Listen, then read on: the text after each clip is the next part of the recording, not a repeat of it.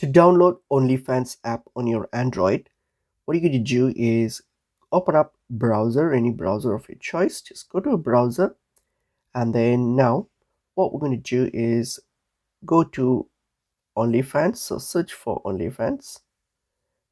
Okay, so search for OnlyFans and then go to the website. And once you're on their website here, now what we're going to do, click on the three dots on your top right there, click on it, and then from here scroll all the way down and select desktop site. Just tick that little box to get to the desktop site, and you will get these pop up here whether you want to install the app. Hit on install. Okay, and it's going to ask you whether you want to install the app.